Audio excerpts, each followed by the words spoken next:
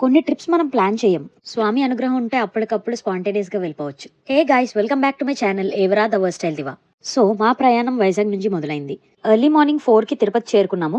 మరుసటి రోజు మాకు శ్రీవారి దర్శనం. సో ఈ ఒక్క రోజులో అరుణాచలం ఎలా వెళ్ళి వచ్చామో చెప్తాను. మేము శ్రీనివాసంలో ముందుగానే రూమ్ బుక్ చేసుకున్నాం. మేము రూమ్ చెక్ ఇన్ అయ్యి ఫ్రెష్ అయ్యి బ్రేక్ఫాస్ట్ చేసి తిరుపతి బస్ స్టాండ్ చేరుకున్నాం. తిరుపతి టు తిరువనమలై చాలా బస్సెసే ఉంటాయి. పర్ పర్సన్ 235 రూపీస్ అయితే పడింది. బట్ బస్ అంతా ఫిల్ అయ్యే వరకు స్టార్ట్ చేయరు. సో అరౌండ్ 8 o'clockకి మా జర్నీ స్టార్ట్ అయింది. అప్రాక్సిమేట్లీ 5 hours జర్నీ అనమాట. ఒక 2 hours జర్నీ తర్వాత మధ్యలో బస్ మనకు ఒక హోటల్ దగ్గర ఆపుతారు. సో ఎవరైనా బ్రేక్ఫాస్ట్ చేయకపోతే అక్కడ తినొచ్చు.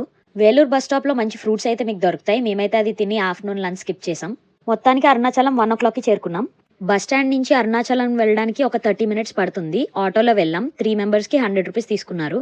ఫైనల్లీ వచ్చేసాం. చూసారా గోపురం? అదే రాజగోపురం. అసలు ఇది కళ నిజమా అన్నట్టుంది నాకు ఆ గోపురం ఫస్ట్ టైం చూసినప్పుడు. ఆ ఫస్ట్ గ్లిమ్స్ చాలా ప్రెషియస్ అనే చెప్పాలి. మేము టెంపుల్ చేరుకునేటప్పటికి 2 o'clock అయిపోయింది. యూజువల్లీ ఈ అవర్స్ లో చాలా ఖాళీగానే ఉంటుంది. బట్ రిస్క్ ఎందుకు అని మేము శీఘ్ర దర్శనంకి వెళ్ళాము. 50 రూపీస్ టికెటే, సో రీజనబుల్ అనమాట. గర్భగుడిలో మాత్రమే మనం ఫోన్ యూజ్ చేయకూడదు. బయట మనం ఇలా వీడియోస్ అన్ని క్యాప్చర్ చేయొచ్చు, పర్లేదు. సో మేమైతే లైన్ లో ఉన్నాము. అండ్ గోపురం ని చూడండి, ఫుల్ బర్డ్స్ ఉన్నాయి. ఇక్కడ చూసారా నంది ఉంది, చాలా పెద్ద నంది. ఈ నంది మనం రాజగోపురం దాటి రాగానే కనిపిస్తుంది అనమాట. దానికి రైట్ సైడ్ లో రథాలు అవన్నీ కూడా ఉన్నాయి. రాజగోపురమే మెయిన్ టవర్ అనమాట. ఇది 11 levels లో ఉంటుంది. 217 feet హైట్ లో. టెంపుల్ ఆర్కిటెక్చర్ అయితే చాలా పెద్దగా మెజెస్టిక్ గా ఉంది, చాలా గ్రాండ్ గా ఉంది. అరుణాచలేశ్వర స్వామి అనుమతి లేకుండా అరుణాచలం వెళ్ళడం సాధ్యం కాదని నేను నిజంగా ఎక్స్పీరియన్స్ చేశాను. ఫ్యూ ఇయర్స్ బ్యాక్ నేను తిరుపతి నుంచి అరుణాచలంకి సేమ్ ఇలానే టికెట్స్ అన్ని బుక్ చేసుకున్నాను ట్రైన్ కి. కానీ కొన్ని అనుకోని కారణాల వల్ల నేను వెనక్కి తిరిగి వెళ్ళిపోవాల్సి వచ్చింది. అప్పుడు అర్థమైంది స్వామి పిలిస్తే మాత్రమే మనం అతని దగ్గరికి రాగలమని. అందుకే నేను ఇంకా ఓవర్ ఎక్సైటెడ్ గా ఉన్నాను అనమాట ఆయన దర్శనం చేసుకోవడానికి. సో మనం అలా లైన్ లో వెళ్తున్నప్పుడు కారిడోర్ బై కారిడోర్ ప్రోగ్రెస్ చేసి మనకి గోపురాలు కనిపిస్తూ ఉంటాయి. ఇది 3D మోడల్ టైప్ అన్నమాట. మొత్తం మనకి టెంపుల్ వ్యూ అంతా ఇలా తెలుస్తుంది చూడండి. టెంపుల్లో మొత్తం 9 గోపురాలు ఉంటాయి. అందులో 4 మెయిన్ గోపురాలు అనమాట.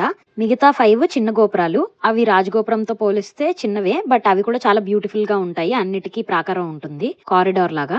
ఈ టెంపుల్ మొత్తం ఆల్మోస్ట్ 25 acres లో స్ప్రెడ్ అయి ఉందన్నమాట. ఈ 3D మోడల్ వెనకనే పుష్కరిణి ఉంటుంది. మొత్తం చూడండి అక్కడ ఎన్ని డక్స్ ఉన్నాయో అసలు. ఈ టెంపుల్ కాంప్లెక్స్ లో 2 తీర్థాలు ఉన్నాయి, శివగంగా తీర్థం అండ్ బ్రహ్మ తీర్థం. ఇప్పుడు మనం చూస్తున్నది బ్రహ్మ తీర్థం. ఈ తీర్థం చుట్టూ చాలా పీస్ఫుల్ గా ఉంది. ఈ బ్రహ్మతీర్థం ఎడ్జెస్ లో చాలా డక్స్ ఉన్నాయి కదా, అవి స్లోగా నడుస్తూ ఉంటే అసలు నాకు చాలా పీస్ఫుల్ గా అనిపించింది. వాటిని చూస్తూ ఉండిపోవాలనిపించింది అనమాట. ఊరి చుట్టూ మండపాలు, వాటి రిఫ్లెక్షన్స్ అండ్ చల్లటి గాలి, చాలా మంచి ప్లేస్ అనే చెప్పాలి. సో 3D మోడల్ చూపించాను కదా, దాని వెనకనే ఇది ఉంది. ఇప్పుడు మన 3D మోడల్ క్రాస్ అయ్యి ముందుకు వెళ్ళినప్పుడు మనం శీఘ్ర దర్శనం టికెట్ అయితే తీసుకుంటాము. టికెట్ తీసుకున్నాక మనం ఇప్పుడు వస్తున్నాం అనమాట. ఇక్కడ ధ్వజస్తంభం అది ఉంది చూసారా. సో అటు సైడ్ మెడికల్ క్యాంప్ కూడా ఉంది. ఇంకొంచెం దూరం వెళ్తే మనం లోపలికి వెళ్ళిపోతాం. అక్కడ వరకే లిమిట్ అనుకుంటాను, ఇంకా తీయనివ్వరు వీడియోస్. ఆ ఆది దంపతుల్ని దర్శించుకోండి. టెంపుల్ లోపల కూడా సేమ్ రూపంలోనే ఉన్నారు. నాకైతే దర్శనం అయ్యాక మనస్ఫూర్తిగా నిండిపోయింది. ఇప్పుడు మీకు కనిపిస్తున్నది సౌత్ గోపురం.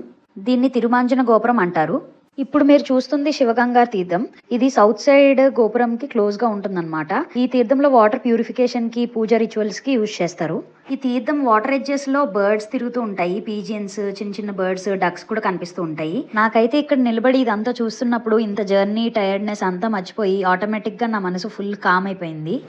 ఎలా అనిపించిందంటే దర్శనం అయ్యాక ఇక్కడ వచ్చి నించోవడం ఒక మెడిటేషన్ లాగా అనిపించింది నాకు. ఈ తీర్థం చుట్టూ మండపాలు, చిన్న చిన్న మెట్లు, కామ్ అట్మాస్ఫియర్, వాటర్లో టెంపుల్ రిఫ్లెక్షన్స్ పడుతుంటే అండ్ నెమ్మది నెమ్మదిగా ఎగురుతున్న బర్డ్స్ అన్ని చూసి చాలా హ్యాపీ అనిపించింది. అక్కడి నుంచి మళ్ళీ అలా నడుచుకొని వస్తే ఎక్కడైతే స్టార్ట్ అయ్యామో మళ్ళీ అక్కడికే వస్తాం. అదే రాజగోపురం. దర్శనం కంప్లీట్ చేసుకొని బయటికి వచ్చేటప్పటికి 4:30 అయిపోయింది. సో ఇంకొక 1 hour మేము అక్కడే కూర్చొని ఉన్నాము. లిటరల్లీ నాకు అక్కడి నుంచి రావాలని అనిపించలేదు. చాలా పీస్ఫుల్ అట్మాస్ఫియర్, మనసుకి చాలా ఆనందంగా అనిపించింది. అంత దూరం ట్రావెల్ చేసి స్వామిని దర్శనం చేసుకున్న క్షణం అసలు మాటల్లో నేను చెప్పలేను.